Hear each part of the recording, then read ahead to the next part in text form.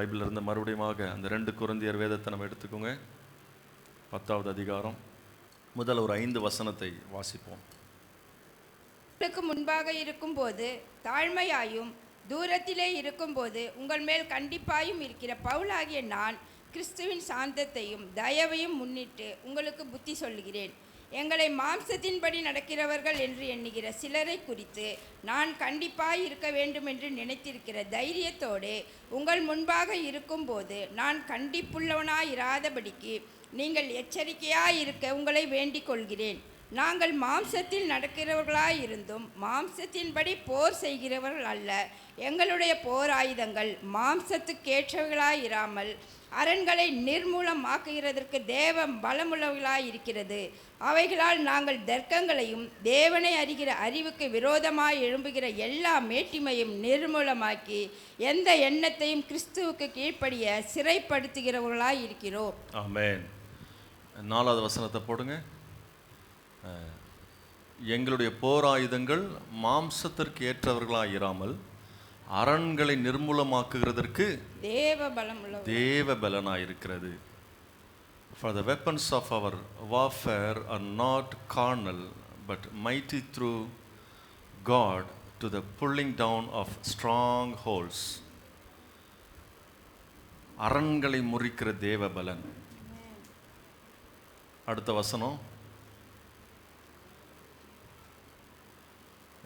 அவைகளால் நாங்கள் தர்க்கங்களையும் சொல்லுங்க, தர்க்கங்களையும் தேவனை அறிகிற அறிவுக்கு விரோதமாய் எழும்புகிற எல்லா மேட்டிமையையும், தேவனை அறிகிற அறிவுக்கு விரோதமாய் எழும்புகிற எல்லா மேட்டிமை நிர்மூலமாக்கி எந்த எண்ணத்தையும் சொல்லுங்க பார்க்கலாம், எந்த எண்ணத்தையும் கிறிஸ்துவுக்கு கீழ்ப்படிய சிறைப்படுத்துகிறவளா இருக்கிறோம். எந்த எண்ணத்தையும் எதுக்கு கீழ்ப்படுத்தணும்? கிறிஸ்துவுக்கு கீழ்ப்படுத்தணும். இது 2 வசனம் ரொம்ப முக்கியம். 4வது வசனத்தில் பார்த்தீங்கன்னா, நம்முடைய போராயுதம் மாம்சத்திற்குரியவைகள் அல்ல. சொல்லுங்க பார்க்கலாம், பக்கத்தில் பார்த்து சொல்லுங்க. நம்ம போர் செய்கிறது மாம்சத்தில் போராடாத. மாம்சத்தில் போராடினேன்னா நீ தோற்று போயிடுவ. நம்முடைய போராயுதம் அது ஆவிக்குரிய யுத்தம். அது அரண்களை நிர்மூலமாக்குகிற தேவ பலன்தான் நம்முடைய ஆயுதமாக இருக்கும். அது ஆவிக்குரிய யுத்தம். மாம்சத்திலே நீங்கள் போராடுவீர்கள் என்று சொன்னால் நீங்கள் மறுபடியும் சோர்ந்து போய்கிட்டே இருப்பீங்க. அப்போது அடுத்த வசனத்தில் சொல்லப்பட்டிருக்கு பாருங்கள், ரொம்ப அழகாக. நம்ம தர்க்கம்னா என்னதுங்க?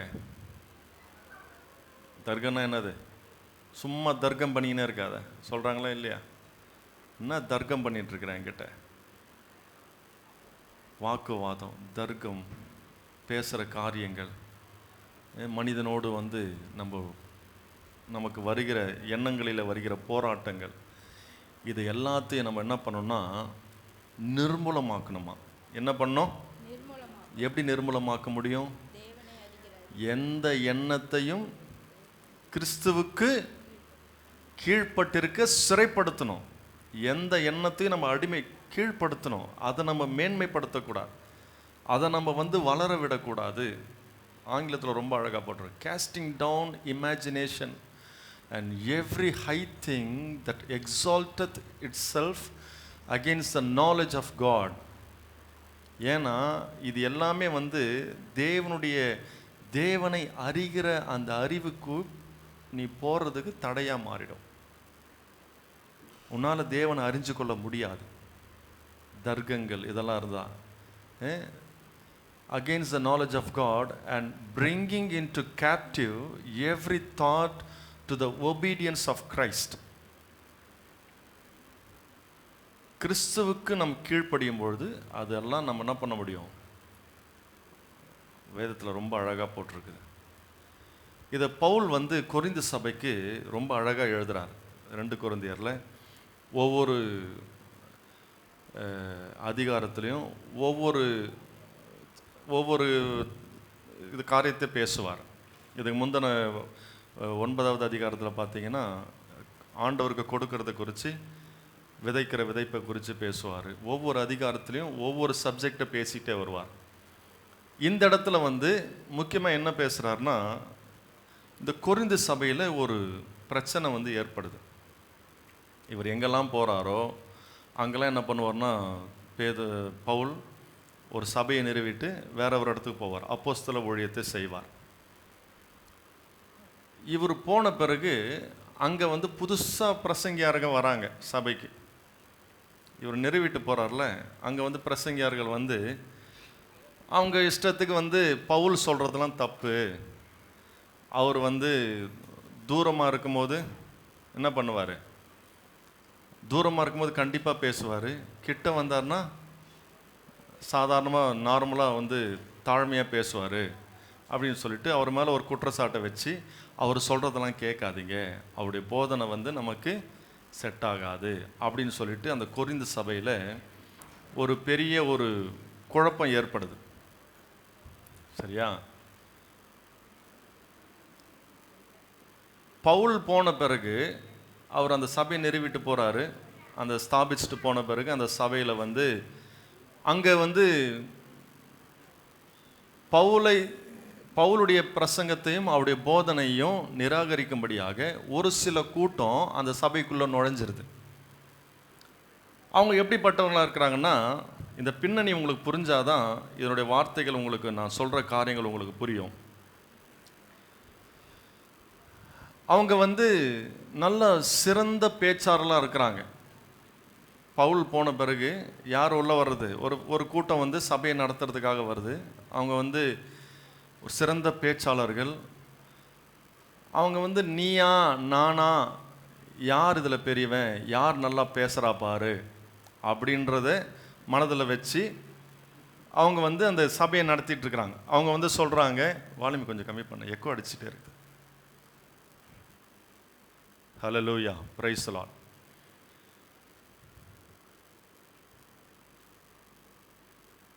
ஒரு போட்டி மாதிரி வந்துடுது சர்ச்சுக்குள்ள. என்ன வந்துடுதுங்க, சர்ச்சுக்குள்ள ஒரு போட்டி வந்துடுது. அதுவும் இல்லாமல் இவங்க பவுல் போனதுக்கப்புறம் இங்கே இருக்கிற பிரசங்கியாருங்க வந்து அது சபையை நடத்துகிறவங்க ரொம்ப நல்ல ஸ்கில்ஃபுல் பர்சன், நல்ல திறமைசாலி, பேச்சில் திறமை உள்ளவர்கள், வார்த்தையில் வந்து நல்ல சுத்த தமிழில் அவங்க லாங்குவேஜில் நல்லா தெளிவாக பேசுகிற ஒரு ஆட்கள். நாங்கள் நல்லா திறமையாக இருக்கிறோம், எங்களை மாதிரி பவுல் கிடையாது பாருங்க அப்படின்னு சொல்லிட்டு அவங்களுடைய திறமையை வெளிப்படுத்தி அவர்களை மெச்சிக்கொள்வதற்காக, அவங்க யாருன்றதை வந்து ஜனங்க பார்க்கணும் அப்படின்ற மனதுடையவங்க தான் அவங்க.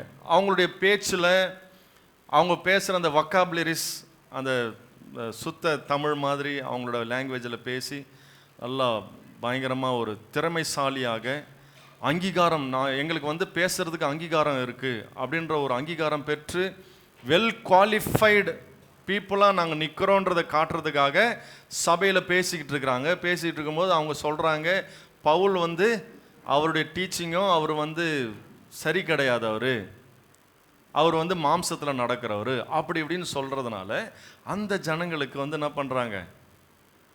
பண்ணுறாரு பவுல், இந்த வசனத்தை எழுதுறார்.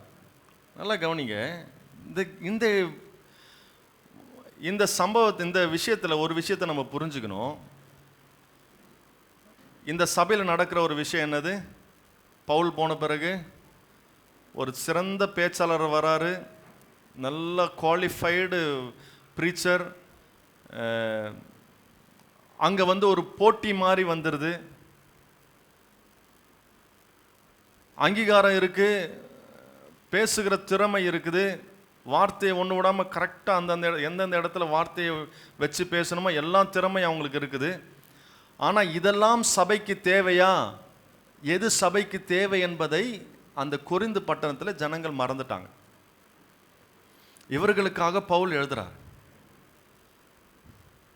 சபைக்கு திறமையாய் பேசுவது முக்கியம் அல்ல. சபையில் போட்டி என்பது இருந்தால் அந்த சபை வளராது. சபைக்கு என்ன தேவை என்று சொன்னால், உண்மையாகவே சபைக்கு என்ன தேவை என்று சொன்னால், ஒரு ஆவிக்குரிய ரீதியாக ஒரு ஆவிக்குரிய மனிதனாக இருந்து நடத்துகிற ஒரு சபைக்கு ஒரு நல்ல தலைவன் தேவை. ஒரு நல்ல மெய்ப்பன் தான் சபையை நடத்த முடியும். நான் சொல்றது எத்தனை பேருக்கு புரியுது? ஒரு தாகம், மக்களை குறித்ததான ஒரு தாகமுள்ள ஒரு இருதயம் உள்ளவர்கள் தான் அந்த சபையை நடத்த முடியும். அந்த சபையில போட்டி இருந்தது என்று சொன்னால் அந்த சபை உடையும். இது இங்க நடக்குது கொரிந்து பட்டணத்தில். அதனால தான் பவுல் சொல்றார் பாருங்க, உங்களுக்கு முன்பாக அவங்க என்ன சொன்னாங்க பவுல், அவர் கிட்ட இருந்தாருன்னா அவர் என்ன பண்ணுவார், நல்லா தாழ்மையாக பேசுவார். தூரமாக இருந்தால் அவர் கடிந்து பேசுவார். அவர் ஆளுக்கு ஏற்ற மாதிரி அவர் பேசுகிறாருன்னு சொன்ன உடனே அவர் என்ன பண்ணுறாரு, அழகாக சொல்கிறாரு, உங்களுக்கு முன்பாக இருக்கும்போது தாழ்மையும், தூரத்தில் இருக்கும்போது உங்கள் மேல் கண்டிப்பாயும் இருக்கிற பவுலாகிய நான் கிறிஸ்துவின் சாந்தத்தையும் தயவு முன்னிட்டு உங்களுக்கு புத்தி சொல்லுகிறேன். எங்களை மாம்சத்தின்படி நடக்கிறவர்கள் என்று எண்ணுகிற சிலரை குறித்து நான் கண்டிப்பாக இருக்க வேண்டும் என்கிற தைரியத்தோடு நான் என்ன பண்ணுறேன், உங்களுக்கு நான் பேசுகிறேன் அப்படின்னு சொல்லி அழகாக சொல்கிறாரு. நல்லா கவனிங்க, இந்த கொரிந்து பட்டணத்தில் நடக்கிற ஒரு குழப்பம் என்னன்னா, அங்கே ஒரு போட்டி வந்துருச்சு. அங்கே ஒரு பர்ஃபார்மன்ஸ் பண்ண ஆரம்பிச்சிட்டாங்க. என்ன பண்ண ஆரம்பிச்சிட்டாங்க, சபையில் பர்ஃபார்மன்ஸ், நல்லா பர்ஃபார்ம் பண்ணணும். எல்லாரும் முன்னாடி நின்று நல்லா பர்ஃபார்ம் பண்ணால் ஓகே. பர்ஃபார்ம் பண்ணுறதுக்காக சபை கிடையாது. இல்லை போட்டி சபைக்குள்ளே இருந்தது என்று சொன்னால், வாக்குவாதங்கள் போட்டிகள் சபைக்குள்ளே இருந்தது என்று சொன்னால் அந்த சபை உடைந்து விடும். இன்றைக்கு சபையிலே சில காரியங்கள் இருந்தது என்று சொன்னால் இந்த சபையிலே, அந்த சபையில் என்ன நடக்காது, ஆவிக்குரிய ஜீவியம் அந்த சபையில் இருக்காது. நான் சொல்றது எத்தனை பேருக்கு புரியுது? அல்லேலூயா. சபைக்கு உண்மையாகவே என்ன தேவை தெரியுமா? சபையில் ஒரு நல்ல ஒரு கம்பேஷனேட் ஹார்ட் இருக்கணும். கம்பேஷனேட்னா என்ன தமிழில் சொல்ல முடியும்? ஒரு ஒரு இரக்கம் குணமுள்ள ஒரு இருதயமுள்ள ஒரு மனிதனாக இருக்க வேண்டும். ஒரு சபை நடத்தணும்னா ஒரு நல்ல ஒரு மெய்ப்பனாக இருக்க வேண்டும். மக்களை விசாரிக்கிற ஒரு போதகனாக இருக்க வேண்டும். இந்த விஷயங்கள் எல்லாம் என்ன ஆச்சு, அங்கே கொரிந்து பட்டணத்தில் இருக்கிற சபையில் நடத்துகிறவர்கள்கிட்ட இந்த காரியங்கள் இல்லை. இதனால தான் பவுல் மறுபடியும் எழுதுறாரு. அல்லேலூயா, அல்லேலூயா. இன்னைக்கு வேதனைப்படுத்துகிற சில காரியங்கள் என்ன தெரியுமா? சபைகளிலே போட்டி இருக்கக்கூடாது என்று ஆண்டவர் சொல்றாரு. நீயா நானா, நீ பெரியவனா நான் பெரியவனா, உன் பவர் என்ன என் பவர் என்ன, இதெல்லாம் கொண்டு வந்தோம் என்று சொன்னால் அந்த சபை நிச்சயமாகவே உடைக்கப்படும். அல்லேலூயா. எந்த சபை ஒருத்தரை மனத்தாழ்மையோடு ஏற்றுக்கொண்டு ஒற்றுமையோடு செல்லுகிறார்களோ அந்த சபையிலே ஆண்டவர் பரிசுத்த ஆவியானவர் கிரியை செய்கிறவராக இருப்பார். நான் சொல்கிறது எத்தனை பேருக்கு புரியுதுங்க? 20 வருஷமாக இந்த மெய்ப்பனுடைய ஊழியத்தில் நான் இருக்கிறேன். 10 வருஷம் அப்பா கூடவே இருந்தேன். இன்னைக்கு இந்த வசனத்தெல்லாம் கொண்டு வரணும்னு இல்லை, வேற ஒரு பிரசங்கத்தை எடுத்துகிட்டு வந்தேன். கொடுக்கறது குறித்து பேசணும்னு சொல்லி எடுத்துகிட்டு வந்தேன். ஆனாலும் ஆவியானவர் இன்றைக்கு நம்மோடு பேச விரும்புகிறார். அல்லேலூயா. ஆரம்பத்தில் சொன்னாங்க, என்ன நீங்கள் அப்பா மாதிரி கிடையாது, நீங்கள் அவருடைய ஸ்டைலை வேறு, நீங்கள் அந்த மாதிரி இல்லை அப்படின்னு என் காதால் சொன்னாங்க. ஆனாலும் நான் என்ன பண்ணுறது, அவங்க சொல்கிறாங்கன்னு அவங்ககிட்ட போய் நம்ம என்ன பண்ண முடியாது, தர்க்கம் பண்ண முடியாது, வாக்குவாதத்துக்கு நம்ம போக முடியாது. கர்த்தர் எனக்கு என்ன தரிசனத்தை கொடுத்தாரோ அதை நிறைவேறுவதற்கு நான் பொறுமையோடு காத்திருக்க வேண்டும். அல்லேலூயா. கர்த்தர் எனக்கென்று என்ன ஒரு ஸ்டைல் வச்சிருக்கிறாரோ அந்த ஸ்டைலில் நான் பொறுமையோடு காத்திருந்து செய்யும்பொழுது அதில் கர்த்தர் என்ன பண்ணுவார், கனிகளை கொடுப்பார். அநேக காரியங்களை கர்த்தர் கற்றுக் கொடுத்தார் இந்த ஊழிய பாதையில். இன்றைக்கு சபைக்குள்ள இப்படிப்பட்ட காரியங்கள் இருக்கும் என்று சொன்னால் அந்த சபையிலே குழப்பங்கள் ஏற்பட்டு கொண்டே இருக்கும். இன்னைக்கு ஆண்டவர் நம்மோடு பேசுகிற ஒரு காரியம் என்னவென்று சொன்னால், நமக்குள்ள போட்டிகள் இருக்கக்கூடாது என்று ஆண்டவர் சொல்கிறார். நமக்குள்ள வாக்குவாதங்கள் இருக்கக்கூடாது என்று ஆண்டவர் சொல்லுகிறார். நமக்குள்ள பிரிவினை ஆவிகள், நீயா நானா, நீ பெரியவனா நான் பெரியவனா, உங்ககிட்ட எவ்வளோ இருக்குது என்கிட்ட எவ்வளோ இருக்குது, இந்த ஒரு இப்படிப்பட்ட எண்ணங்களை, இது எல்லாமே மாம்சத்திற்குரிய எண்ணங்களாக இருக்கிறது. புரிஞ்சவங்க ஒரு ஆமேன்னு சொல்லுங்க. இதெல்லாம் ஓரம் வச்சிடணும் சொல்லுங்க. இதெல்லாம் ஓரம் வைக்கணும். இதெல்லாம் வேலைக்கே ஆகாது. இந்த கொரிந்து பட்டணத்தில் இருக்கிற போதகமார்கள் என்ன பண்ணிட்டாங்க, பவுல இவர் மாம்சத்திற்கு ஏற்றபடி நடக்கிறவர், இவர் முன்னாடி இருக்கும்போது ஒரு மாதிரி பேசுவார், தூரமாக இருக்கும்போது வேற மாதிரி பேசுவார், எல்லாருக்கும் சேர்த்து வச்சு செய்கிறாரு. அவர் ஆரம்பிக்கும் போதே பாருங்க, முதல் வசனத்தில் ரொம்ப அழகாக ஆரம்பிக்கிறாரு. உங்களுக்கு முன்பாக இருக்கும்போது தாழ்மையாயும், தூரத்தில் இருக்கும் பொழுது உங்கள் மேல் கண்டிப்பாயும். நான் தாழ்மை உள்ளவனா இருக்கிறேன்னு சொல்றாரு. நான் தாழ்மையா தான் உங்களுக்கு முன்னாடி இருக்கிறேன். அடுத்து சொல்றாரு, 3வது வசனத்துல சொல்றாரு, நான் மாம்சத்திலே நாங்கள் மாம்சத்திலே நடக்கிறவர்களா இருந்தாலும் மாம்சத்தின்படி நாங்கள் போர் செய்கிறவர் அல்ல. நான் மாம்சத்துல தான் இருக்கிறேன், ஆனா என்னுடைய போர் உங்களோடு நீங்க என்ன பேசுறதுனால நான் மறுபடியும் நான் உங்க கூட எதிர்த்து நின்று நீயா நானா பேசுறதுக்காக நான் கிடையாது. நீ சொல்றத நான் ப்ரூஃப் பண்றேன் பாருன்னு சொல்றதுக்காக நான் கிடையாது.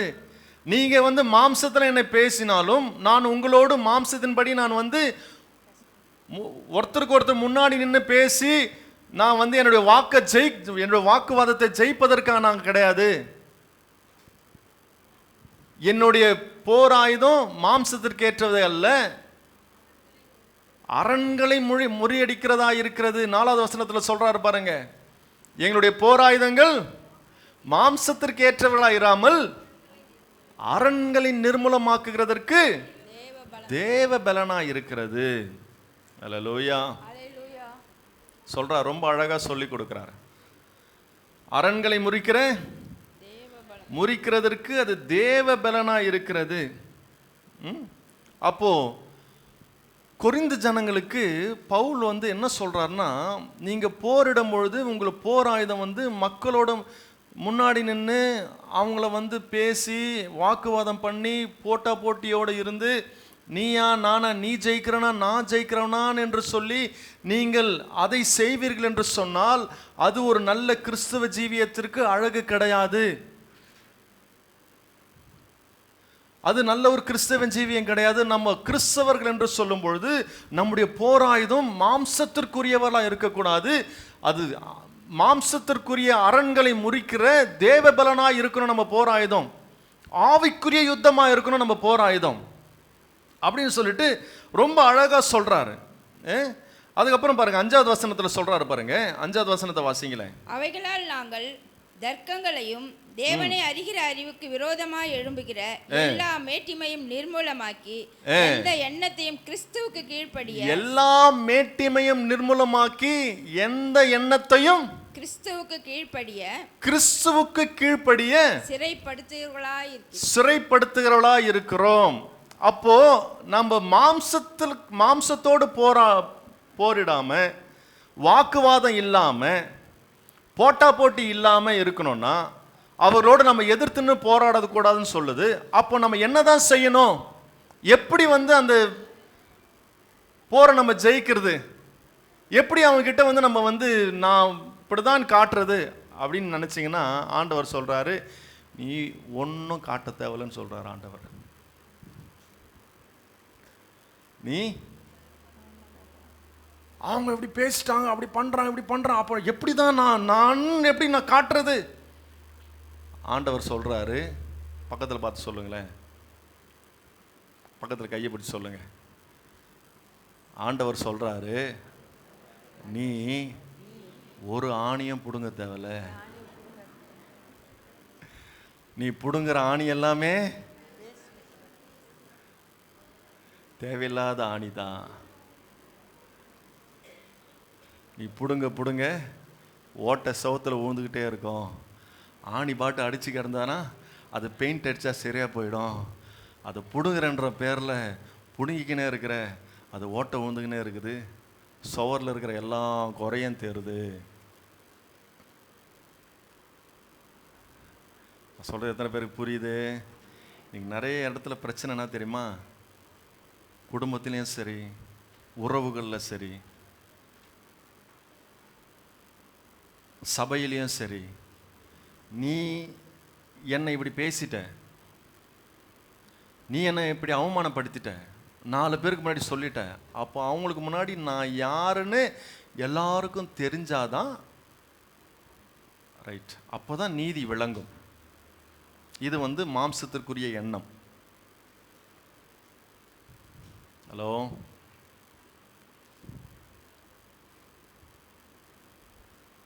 பேசுறாங்களா?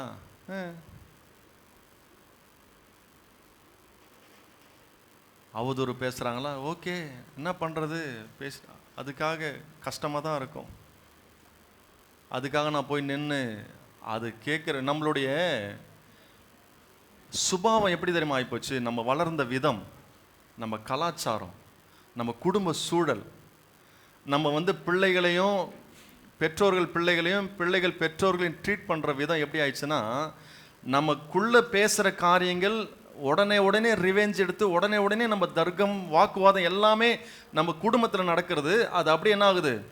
வளர வளர பிள்ளைங்க வெளியே போனாலும் சரி, நம்ம உறவுகளிலையும் அது பிரதிபலிக்குது.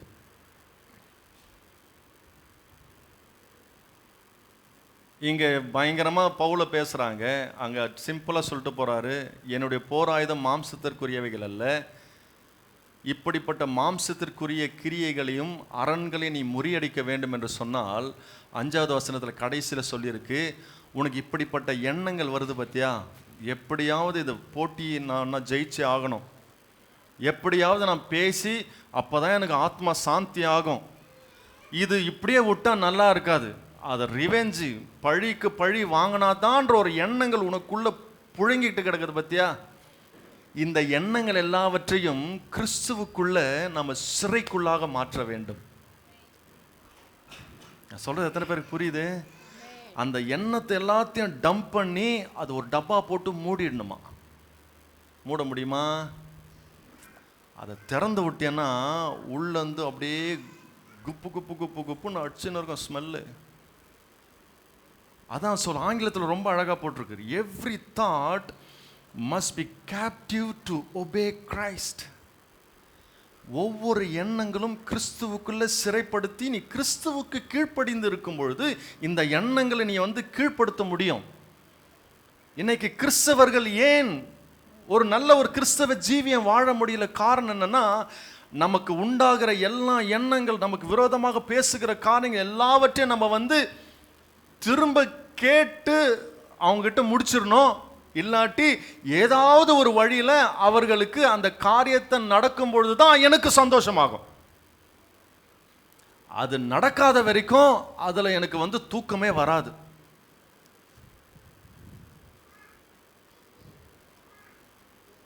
என்னை இப்படி கேட்டாங்களே, இப்படி பேசிட்டானே, இப்படி பண்ணிட்டாங்க, இப்படி துரோகம் பண்ணிட்டான்,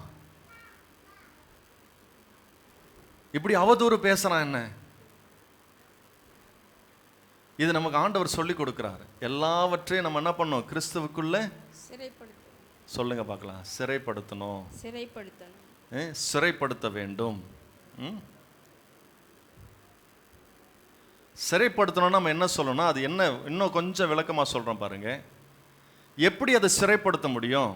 நம்ம தர்க்கம் பண்ணக்கூடாது, நம்ம வாக்குவாதத்துக்கு போகக்கூடாது. மாம்சத்திற்கு நம்முடைய போர் ஆயுதம் மாம்சத்திற்குரியவைகள் அல்ல, அது தேவ பலனாய் இருக்கிறது.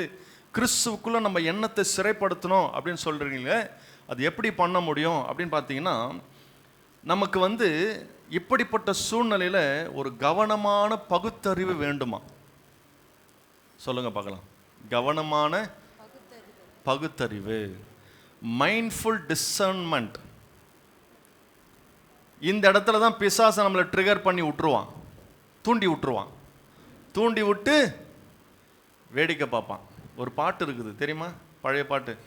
தூண்டி விட்டு வேடிக்கை பார்க்குறான் பிசாசு, உன்னை ஆசை காட்டி அழிக்க பார்க்குறான். இது எப்படி எந்த ஒரு ஆசையாக இருந்தாலும் சரி, எந்த ஒரு மாம்சத்திற்குரிய காரியங்களாக இருந்தாலும் சரி, எந்த ஒரு உலகத்தில் இருக்கிற நம்மை கிறிஸ்துவை விட்டு பிரிக்க நினைக்கிற எந்த ஒரு எண்ணங்களாக இருந்தாலும் அதை கொஞ்ச நேரம் கவனிக்கணும். நம்ம கவனித்து பகுத்தறிய வேண்டும். இது சரியா, இதை நான் செய்தா நல்லதா, இதை நான் பண்ணனா இது நல்லதா முடியுமா இல்லை கெட்டதா முடியுமா, அதோடைய பின் விளைவு என்ன அப்படின்னு நம்ம யோசிக்க ஆரம்பிச்சிட்டோம்னா அங்கிருந்து மாம்சத்தோடு நம்ம போரிட மாட்டோம், நம்ம ஆவிக்குரிய பிள்ளைகளாய் மாறிவிடுவோம். நான் சொல்கிறது எத்தனை பேருக்கு புரியுது? புரிஞ்ச ஒரு ஆமேன்னு சொல்லுங்க பார்க்கலாம். உன்னுடைய எண்ணத்தில் ஒரு மாற்றங்கள் வேண்டும் என்று சொல்லப்பட்டிருக்கு. Cognitive transformation, there must be change in your thinking process. உன்னுடைய எண்ணத்தில் மாற்றங்கள் வர வேண்டும்.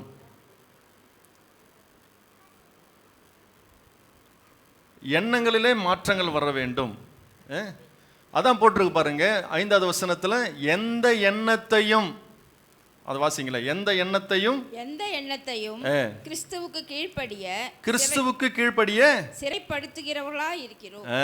எந்த எண்ணத்தையும், எவ்ரி தாட். இந்த தாட்டுக்கு கிரேக்க மொழியில் என்ன போட்டிருக்குன்னா நோய்மா அப்படின்னு போட்டிருக்கு. எந்த எண்ணத்தையும், கிரேக்க மொழி என்னது, நோய்மா அப்படின்னா என்னன்னா மென்டல் ஹேபிட், மனப்பழக்கம். சொல்லுங்க பார்க்கலாம். மனப்பழக்கம். எல்லாம் சேர்ந்து சொல்லுங்களேன். மனப்பழக்கம்.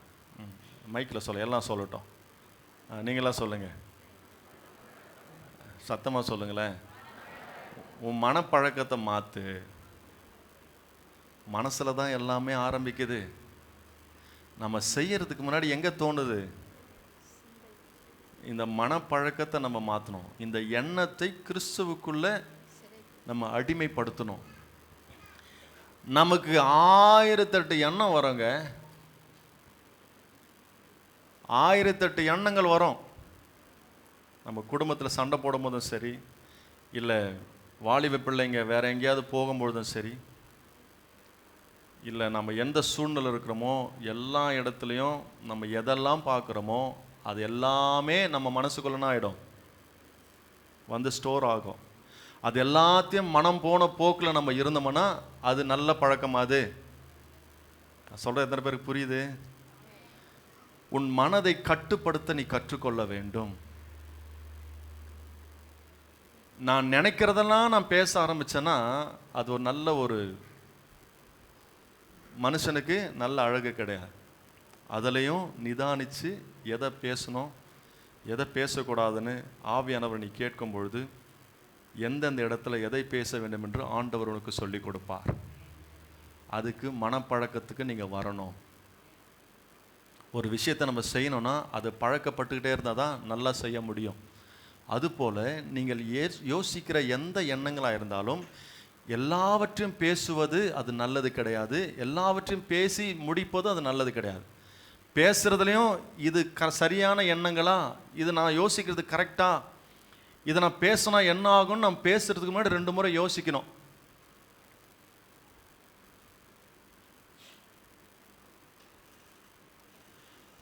Think twice before you act. நீ செய்கிறதுக்கு முன்னாடி 2 முறை யோசி அப்படின்னு சொல்லுவாங்க. ஒரு ஆமென் சொல்லலாமா? ஹல்லேலூயா. அதுதான் எல்லா எண்ணங்களையும் நம்முடைய சிந்தனையில் மாற்றங்கள் வேண்டும், மனதை பழக வேண்டும். மனம் போன போக்கிலே நாம் எதையும், இன்னைக்கு பிரச்சனை அங்கே தான் ஆரம்பிக்குது. நாம் எல்லாரும் கிறிஸ்தவர்களாக இருப்போம், ஆண்டவருடைய பிள்ளைகளாக இருக்கிறோம், சர்ச்சுக்கு வரோம், ஆராதிக்கிறோம். ஆனால் நம்ம மனசில் என்னதெல்லாம் தோணுதோ அதெல்லாம் நம்ம என்ன பண்ணுறோம், சரீரத்தின் வழியாக செயல்படுத்துகிறோம். ஒவ்வொருத்தருக்கும் ஒவ்வொரு பழக்கம் இருக்கும். ஒவ்வொருத்தருக்கும் ஒவ்வொரு பழக்கம் இருக்கும். அவங்க மனசுல என்ன நினைக்கிறாங்களோ அதை உடனே டக்கு என்ன பண்ணுவாங்க, அதை வந்து முடிச்சிடணும்னு ஆசைப்படுவாங்க. அப்பாடா செஞ்சுட்டேன்டா அப்படின்றது.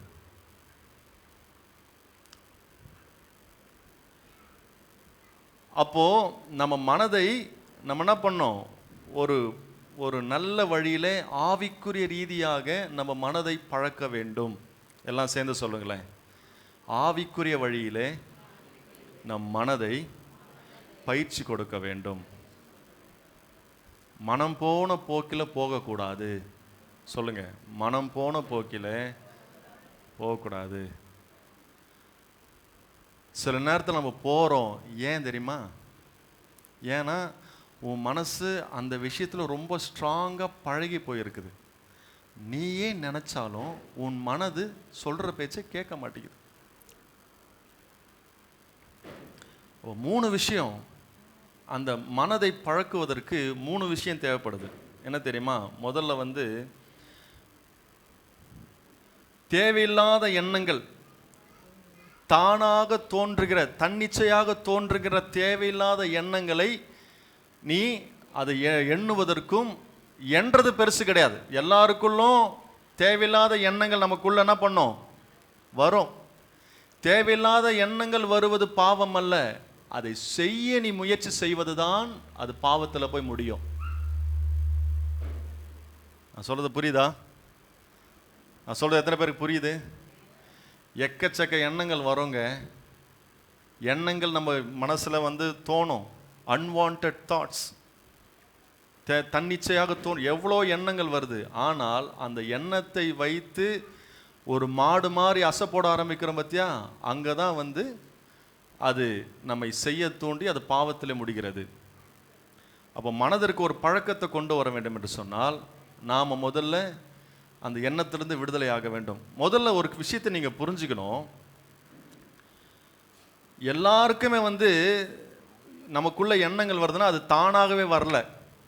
அது எங்கேயாவது ஒரு இடத்துல நம்ம பார்ப்போம், யாராவது பேசுகிறத நம்ம கேட்போம். நம்மளுடைய மனதை ஆண்டவர் அப்படிதான் டிசைன் பண்ணியிருக்கிறார். ஆதாமும் ஏவாளும் ஆண்டவர் உருவாக்கும் பொழுது ஆண்டவர் சொன்ன முதல் விஷயம் என்ன தெரியுமா? எதற்காக தெரியுமா ஆண்டவர் உருவாக்குனாரு? நீங்கள் இந்த உலகத்தை ஆண்டு கொள்ளுங்க. ஆனால் இந்த உலகத்தை ஆண்டு கொள்ள வேண்டும் என்று சொன்னால் எப்பொழுதும் நீங்கள் என் பிரசனத்திலிருந்து என்னை பார்த்துக்கிட்டே இருக்கணும். நீங்கள் என்னை பார்த்துக்கிட்டே இருந்தாதான் என்னிடத்திலிருந்து உங்களுக்கு ஒரு காரியம் புறப்படும். அதை இந்த உலகத்தில் நீங்கள் பிரதிபலிக்க முடியும். நீங்கள் என்னை பார்க்கறத விட்டுட்டு நீங்கள் திரும்பி வேற ஒரு இடத்துல பார்க்க ஆரம்பிச்சிங்கன்னா, நீங்கள் எங்கே பார்க்குறீங்களோ அந்த எண்ணங்கள் தான் உன் வாழ்க்கையில் நீ செயல்படுத்த ஆரம்பிச்சிருவ.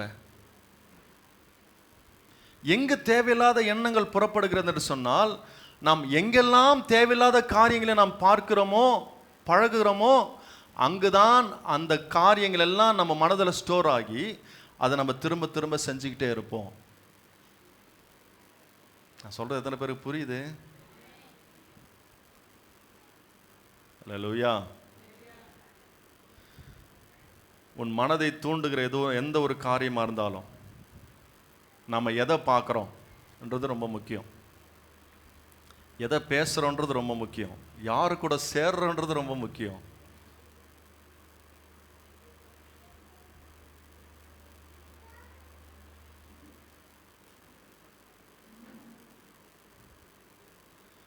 நாம மாம்சத்திற்குரியவர்களாய் இராமல் ஆவிக்குரியவர்களாய் நாம் சிந்திக்க வேண்டும், நடக்க வேண்டும் என்று சொன்னால் நாம் நம்ம எண்ணத்திற்கு நாம் என்ன செய்யணும்?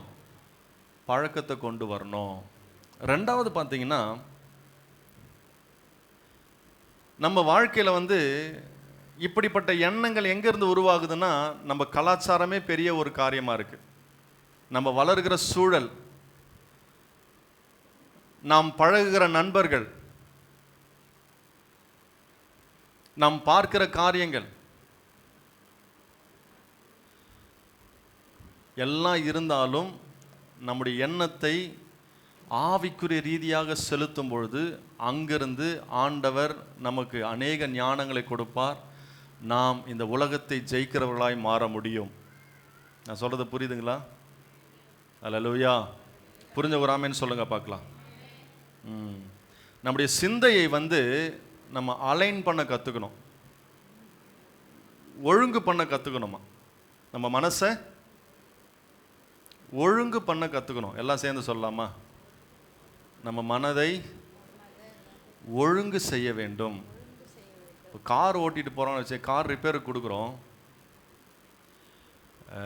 பிரச்சனையாக இருக்குது பாருங்கள், வீல்லாம் கழட்டி பாருங்கன்னு சொன்ன உடனே கழட்டி பார்த்த மெக்கானிக் என்ன பண்ணுவார், அப்படியே கழட்டி மாட்டி அப்படியே கொடுத்துட மாட்டார். வீல்லாம் கழட்டி மாட்டின பிறகு அலைன்மெண்ட்டுக்கு விடுவார். ஒரு சிஸ்டம் ஒன்று இருக்கும், அதுக்கு முன்னாடி காரை போய் நிறுத்துவாங்க. நிறுத்தின உடனே அந்த காரில் வீல்லாம் கரெக்டாக உட்காந்துருக்கா உட்காரலையான்றது அந்த சிஸ்டமில் தெரிஞ்சிடும். அதை உடனே அலைன் பண்ணுவாங்க, ஒழுங்குபடுத்துவாங்க. ஏன்னா லாங் ட்ராவல் பண்ணும்போது அது ஒழுங்குபடுத்தாமல் நம்ம அப்படியே விட்டுட்டோம்னா அந்த கார் லாங் ட்ராவலில் போகும்போதுன்னா ஆகும், வீல் அப்படியே அலாஞ்சிக்கிட்டே இருக்கும், இப்படி இப்படி அப்படின்னு போயிட்டே இருக்கும். அது பயமாகவே இருக்கும். அப்போ நம்ம மனதையும் நம்ம என்ன பண்ணோம், ஒழுங்குபடுத்தணும். அதற்கு ஒரே வழி தேவ பிரசன்னமும் தேவனுடைய வார்த்தையும் மட்டும்தான். நான் சொல்கிறது புரியுதா? நம்ம மனதை ஒழுங்கு பண்ண கற்றுக்கணும். ஹல்லேலூயா, ஹல்லேலூயா. நான் சொல்கிறது எத்தனை பேருக்கு புரியுது? ஆங்கிலத்தில் ரொம்ப அழகாக போட்டிருக்கு இந்த வசனம் பாருங்க.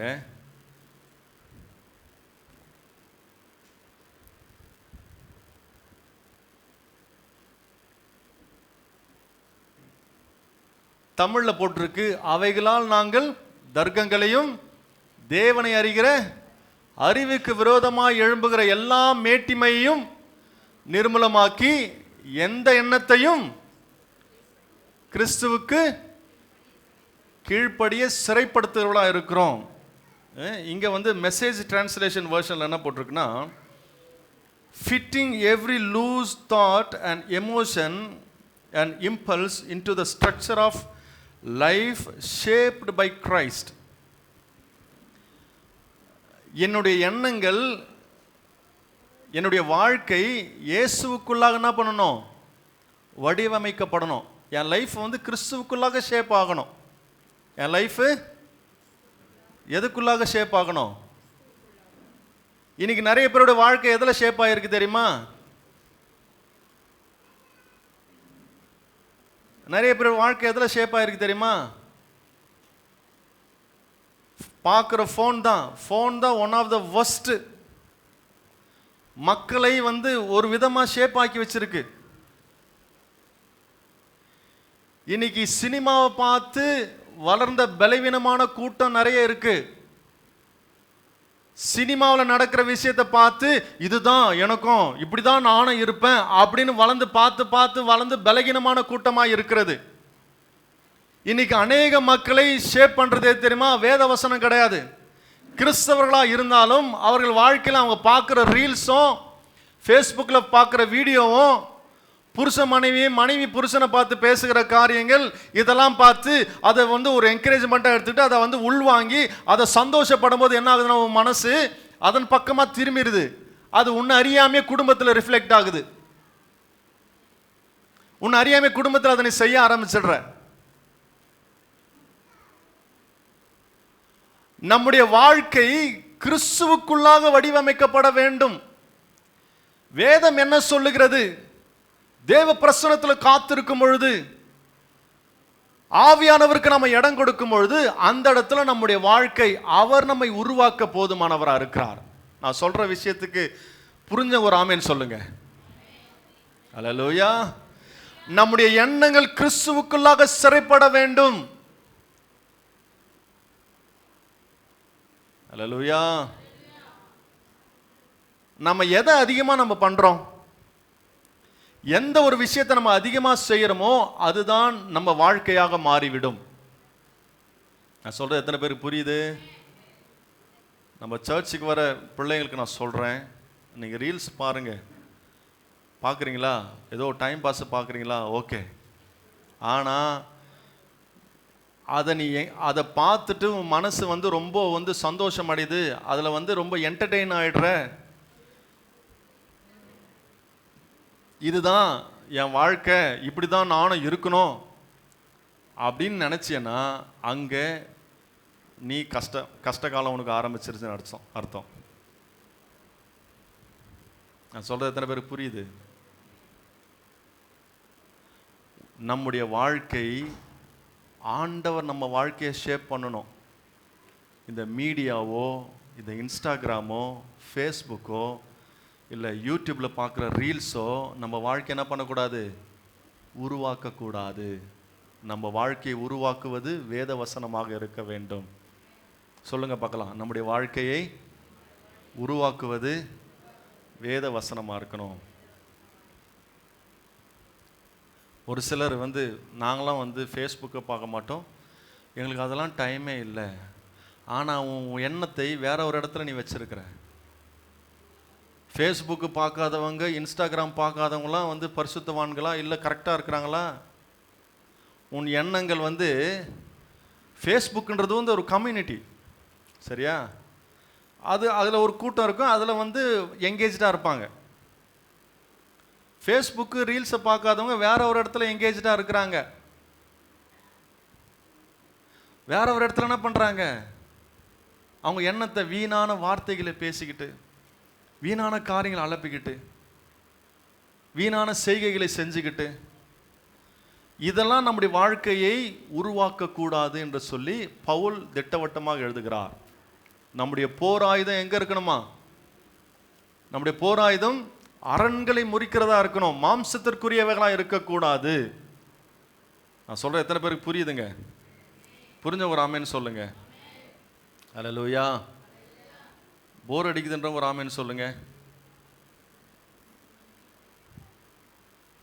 பாஸ்டர் ரொம்ப சீரியஸாக போகிறாரு இன்னைக்கு. உங்கள் வாழ்க்கையில் நீங்கள் ஜெயத்தை பார்க்கணுமா? ஒரு சிறந்த ஒரு கிறிஸ்தவ ஜீவியம் வாழணுமா? இதெல்லாம் உங்களுக்கு தேவை கண்டிப்பாக. நீ மாம்சத்திற்குரியவனாக இருந்தால் உன்னால் இந்த உலகத்தை ஜெயிக்க முடியாது. நம்முடைய வாழ்க்கை ஆவிக்குரிய ரீதியாக இருக்கும் பொழுது அங்கே ஜெயத்தை பெற முடியும். இங்கே எவ்வளவோ சொல்கிறாங்க பவுலை குறித்து. அவர் சொல்கிறாரு, நான் மாம்சத்திற்குரியவனாக இருந்தாலும் நான் மாம்சத்திற்கேற்றபடி நடக்கிறவன் அல்ல, நான் என்னுடைய போராயுதம் தேவ பலனாக இருக்கிறது. நீ எவ்வளோதான் பேசினாலும் அந்த எல்லா எண்ணத்தையும் நான் கிறிஸ்துவுக்குள்ளாக கீழ்ப்படுத்துகிறேன் என்று சொல்லி ரொம்ப தெளிவாக அழகாக சொல்கிறாரு. அப்போது நாம் எப்படி இதை எடுத்துக்கிறது? நாம் எப்படி நம்ம ஆவிக்குரிய யுத்தத்தை நம்ம செய்யறது? வேதத்தை எடுத்தவங்க வேதத்தை வாசிக்கலாம். பிலிப்பியர் 4:8 வாசிங்களேன்.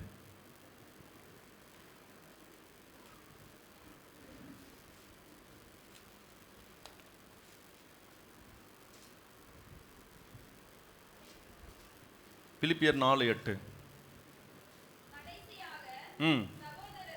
கடைசியாக சகோதரரே, உண்மை உள்ளவைகள் எவைகளோ, ஒழுக்கம் உள்ளவைகள் எவைகளோ,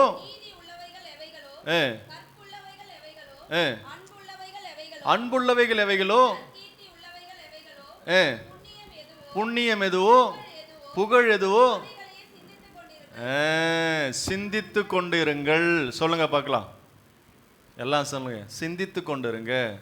எதை சிந்திக்கணுமா? மைக்கில் கொஞ்சம் வாசிங்கம்மா.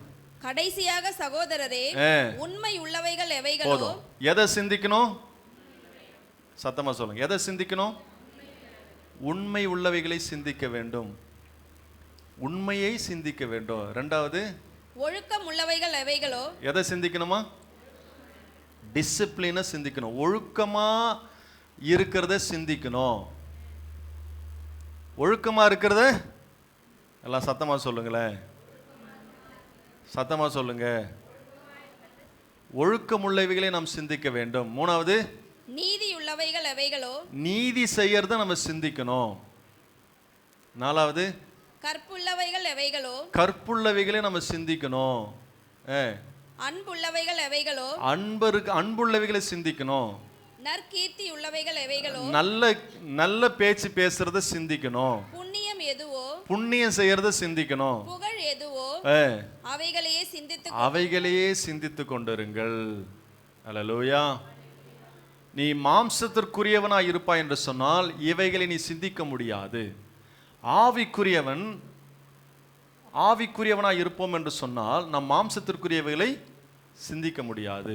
நாம் இவைகளை சிந்திக்கும் பொழுது நம்முடைய போர் ஆயுதம் இதுதான் பவர்ஃபுல் டூல். தர்க்கம் பண்ணுவதும் வாக்குவாதம் பண்ணுவதும் பழிக்கு பழி வாங்குவது அது வல்லமையான ஒரு ஆயுதம் கிடையாது. நம்முடைய ஆயுதம் மாம்சத்திற்குரியவைகள் அல்ல. அரண்களை முறிய வேண்டுமா, சமாதானம் ஏற்பட வேண்டுமா, நீ நினைக்கிற காரியத்தில் வெற்றியை நீ பார்க்கணுமா, நீ கம்முன்னு இரு. ஆண்டவர் சொல்றார், நீ அமைதியா இரு. பக்கத்தை பார்த்து சொல்லுங்களேன். பக்கத்தில் பார்த்து சொல்லுங்க. ஒருத்தர் ஆல்ரெடி கம்முன்னு இருக்கிறாங்க போல இருக்கு. ஆல்ரெடி 3வது வானத்தில் ஒருத்தவங்க இருக்கிறாங்க கம்முன்னு. அவங்கள டிஸ்டர்ப் பண்ணாதீங்க, விட்டுருங்க. அந்த மாதிரி இருந்தால் கூட பிரச்சனையே இல்லைம்மா. அந்த மாதிரி இருந்தால் கூட பிரச்சனையே கிடையாது. நம்ம எப்போ வாயை திறக்க ஆரம்பிக்கிறோமோ, ஒரு ஸ்டேட்டஸ் ஒன்று பார்த்தேன். மீன் கூட வாயை மூடிக்கிட்டு இருந்தா தூண்டில் அகப்படாதான்.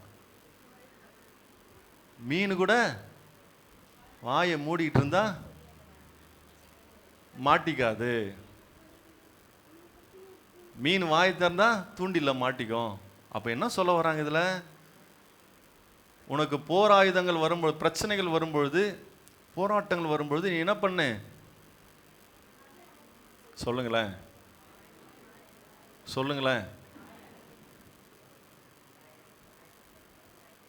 சூனியம் எங்க தான் இருக்குது உனக்கு? நமக்கு சூனியமே வேற யாரும் வைக்கல, பாயெல்லாம் வைக்கல. சூனியம் பாய்க்கு நீங்க வச்சிருவீங்க. சூனியம் பாய்க்கு நம்ம அவ்வளோ பவர் இருக்குது. நம்ம வாயில நார் அடிக்கிறதும் நார் அடிக்காமல் இருக்கிறதும், 4 பேரை பற்றி பேசுறதும் பேசாமல் இருக்கிறதும் நம்ம வாயில தான் இருக்கு. உன் வாயிலேயே நீ சூனியம் வச்சுக்காத, அமைதியாக இரு. அதன் காலத்தில் கர்த்தர் நேர்த்தியாக செய்வார். அல்லேலூயா. இப்படிப்பட்ட சிந்தனைகள் வரும்பொழுது, உனக்கு விரோதமான காரியங்கள் நடக்கும் பொழுது, அதை தாங்க முடியாத ஒரு சூழ்நிலை இருக்கும்பொழுது தேவனுடைய சமூகத்தில் ஒப்பு கொடுத்துட்டு அமைதியாக இரு. நான் சொல்கிறேன், எத்தனை பேருக்கு புரியுது? அங்கே தான் நீங்கள் ஜெயிக்க முடியும். அங்கு தான் எல்லாமே நேர்த்தியாக முடியும். இல்லைன்னா நாம் இந்த உலகத்தை மேற்கொள்ளவே முடியாது. போராடிக்கிட்டே தான் இருக்கணும். நீங்களும் நானும் மாம்சத்தில் போர் செய்வதற்காக கர்த்தர் நம்மை அழைக்கவில்லை. நம்முடைய யுத்தம் ஆவிக்குரிய யுத்தமாக இருக்கிறது. உன் வாழ்க்கையில் இருக்கிற அரண்கள் முறிய வேண்டுமா? பிரச்சனைகள் முடிய வேண்டுமா? நம்முடைய போராயுதம் ஆவிக்குரிய யுத்தமாக இருக்கிறது. எபேசியர் 6 வாசிங்கன்னா அதுதான் சொல்லப்பட்டிருக்கு. எபேசியர் 6:12 வாசிங்களேன். எபேசியர் 6:12. ஏனெனில் மாம்சத்தோடும் இரத்தத்தோடும் அல்ல, துரைத்தனங்களோடும் அதிகாரங்களோடும் இப்பிரபஞ்சத்தின் அந்தகார லோகாதிபதிகளோடும் வான மண்டலங்களில் உள்ள பொல்லாத ஆவிகளின் சேனைகளோடும் நமக்கு போராட்டம் உண்டு. ஏனெனில் மாம்சத்தோடும் இரத்தத்தோடும் அல்ல. மாம்சத்தோடு இரத்தத்தோடு யார் இருக்கிறா? யார் இருக்கிறாங்க? உன் பக்கத்து வீட்டுக்காரர் இருக்கிறான். மாம்சத்தோடு இரத்தத்தோடு யார் இருக்கிறா?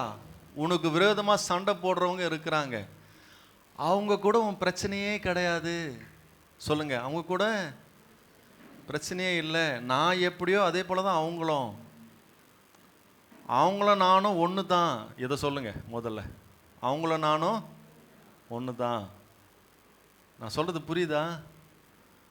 அதெல்லாம் இல்லை பாஸ்டர், அவங்க பேசுறதெல்லாம் நீ கேட்டிருப்பீங்களா? இல்லை, நீ பேசுகிறத அவங்க கேட்குறாங்களே. அவங்களும் அதே தான் சொல்கிறாங்க. அவங்களும் நானும் ஒன்று தான். என் பிரச்சனை மனுஷங்க கூட கிடையாது, இதை தூண்டி விடுகிற பிசாசோட தான் என் போராட்டம் இருக்கு. அப்போ பிசாசு கூட போய் கத்தி சண்டை போட முடியுமா? பிசாசு உன் வாழ்க்கையில், உன் குடும்பத்தில், உன் உறவுகளில் பிசாசுடைய கிரியைகளை நாம் முறியடிக்க வேண்டும் என்று சொன்னால், நாம் மாம்சத்தோடு போராடினோம் என்று சொன்னால் அங்கு எந்த காரியமும் சரியாகாது. நம்முடைய போராட்டம் ஆவிக்குரிய யுத்தமாக இருக்கிறது. மாம்சத்தோடு இரத்தத்தோடும் அல்ல, துரைத்தனங்களோடும் அதிகாரங்களோடும் இப்பிரபஞ்சத்தின் அந்தகார லோகாதிபதிகளோடும் வானமண்டலில் பொல்லாத ஆவிகளின் சேனைகளோடு நமக்கு போராட்டம் உண்டு. அப்போ நான் என்ன செய்யணும்?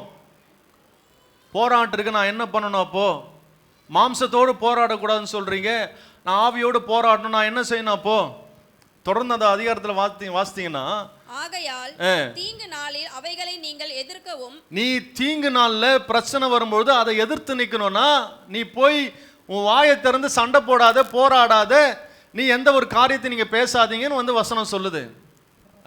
சகலத்தையும் செய்து முடித்தவர்களாய் நிற்கவும் திராணி உள்ளவர்கள் ஆகும்படிக்கு தேவனுடைய சர்வாயுதங்களையும், தேவனுடைய சர்வாயுத வர்க்கத்தை எடுத்துக்கொள்ளுங்கள். எல்லாம் சேர்ந்து சொல்லலாம், தேவனுடைய சர்வாயுத வர்க்கத்தை எடுத்துக்கொள்ளுவோம். அது என்னது? சத்தியம் என்னும் கச்சையை, சத்தியம் என்னும் கச்சை என்ன பண்ணணும்? உங்கள் அறையில் கட்டினவர்களாயும், நீதி என்னும் மார்க்கவசத்தை தரித்தவர்களாயும், நீதி என்னும் மார்க்கவசத்தை தரிச்சுக்கோ, சமாதானத்தின் சுவிசேஷத்திற்குரிய சமாதானத்தின் வசனத்தை உன் மனசுல உள்வாங்கு, ஆயத்தம் என்னும் பாதரட்சையை கால்களிலே தொடுத்தவர்களாயும், பொல்லாங்கன் எய்யும் அக்னி ஆஸ்திரங்களை எல்லாம், உனக்கு எதிராக பேசப்படுகிற வார்த்தைகளை நீயும் திரும்ப பொல்லாங்கான அக்னியை எய்ய வேண்டும் என்று வசனம் சொல்லல. அப்படிப்பட்ட வார்த்தைகளோ எப்படிப்பட்ட காரியங்களோ தீய காரியங்கள் உனக்கு விரோதமாக வரும்பொழுது நாம் என்ன செய்யணுமா? அவித்து போடத்தக்கதாய் எல்லாவற்றிற்கும் மேலாக விசுவாசம் என்னும் கேடகத்தை பிடித்துக் கொண்டவர்களாயும் நில்லுங்கள். விசுவாசம் என்னும் கேடகத்தை நாம் பிடித்துக் கொள்ளுகிறவர்களா இருக்க வேண்டும். எல்லாவற்றையும் கர்த்தர் நேர்த்தியாக செய்து முடிப்பார். என் நீதியை விளங்க செய்கிற கர்த்தர் என் கூட இருக்கிறாரு, அவர் எல்லாவற்றையும் பார்த்து கொள்ளுவார் என்கிற இந்த விசுவாசத்தோடு நம்பிக்கையோடு நாம் காத்திருக்கும் பொழுது அந்த இடத்துல நாம் ஆவிக்குரிய யுத்தத்தை செய்கிறவர்களாக இருக்கிறோம். நாம் யுத்தத்தை வெல்ல முடியும், நாம் சமாதானம் பெற முடியும், ஆசீர்வாதம் நமக்கு உண்டாகும். நான் சொல்றது எத்தனை பேருக்கு புரியுது? அல்லேலூயா. புரிஞ்ச ஒரு ஆமேன் சொல்லுங்க பார்க்கலாம், சத்தமா சொல்லுங்க. இந்த வார்த்தையை சொல்லுங்க, மாத்தி யோசிக்கலாம். யோசனை தான் பிரச்சனையே இருக்கு. சத்தமா சொல்லுவோம், மாத்தி யோசிப்போம், மாத்தி யோசிப்போம். அல்லேலூயா. நம்முடைய போராயுதம் மாம்சத்திற்குரியவைகள் அல்ல, அரண்களை முறிக்க கர்த்தர் உன்னை அழைச்சிருக்கிறாரு. உங்க வாழ்க்கையில் இருக்கிற எல்லா அரண்களும் முறிய போது விசுவாசிக்கிற ஒரு ஆமேன்னு சொல்லுங்க. உனக்கு விரோதமாக செயல்படுகிற எந்த ஆயுதமும் வாய்க்காமலே போகும். கர்த்தர் உன் கூட இருக்கிறாரு, அவர் உன்னோடு இருந்து பெரிய காரியங்களை செய்வார். விசுவாசிக்கிற ஒரு ஆமேன் சொல்லுங்க. எப்படிப்பட்ட சூழ்நிலையா இருந்தாலும் மாறாத சூழ்நிலை ஒண்ணுமே கிடையாது, எல்லாவற்றையும் மாற்றுகிற கர்த்தர் நம்ம கூட இருக்கிறாரு. விசுவாசிக்கிறவங்க கரங்களை தட்டி கர்த்தரை மகிமைப்படுத்துவோம். ஹல்லேலூயா. நம்ம எல்லோரும் எழுந்து நின்று நம் கர்த்தரை நோக்கி நாம் பார்ப்போம்.